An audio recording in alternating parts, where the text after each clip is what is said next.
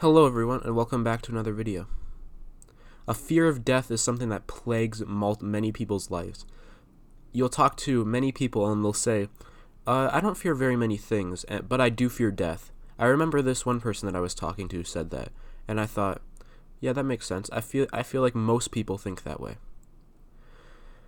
And ultimately, as I've kind of explained in another video, death is not a valid thing to be afraid of, because you're not going to be there to experience it, that's basically the reason. And instead of focusing on things that are inevitable, things that are inevitably gonna come, you should focus on your life, things that you can change. There's no point in being afraid of something that's gonna come no matter what. It's absolutely useless. So you just have to accept it, because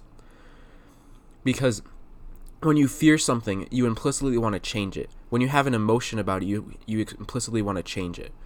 And the main idea with things that are set in stone versus things that you can change, when there's something you can change, you fight like crazy to change it if it's a negative thing. But if it's something that is necessary to reality, something that is going to be there no matter what, you simply have to accept it. Otherwise, you're going to live a depressing life, and it's primacy of consciousness. Actually, it's this idea that your mind comes before existence, and that your desires can change existence, which is untrue. You just have to accept existence and act according to it. Now, the fear of death, I think, is primarily this fear of infinity, because when people begin to think about death, it's often in a religious context, where the idea is eternal life forever and ever and ever. And this was something that I struggled with a lot as a kid. I'd think like, oh, there's no end, so every day I'll just wake up for another day and wake up for another day, and no, it's never going to end. It's just, go on forever, which is really hard to wrap your mind around if you actually try to. And that's something that brought me a lot of fear.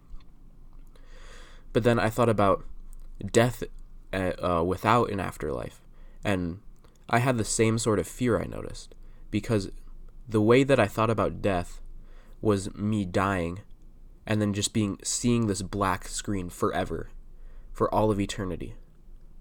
But that's not true, because your consciousness will not exist when you're dead. That's not the right way to conceptualize death. But everybody conceptualizes it that way, because we're incapable of perceiving an existence without our consciousness, without us observing something.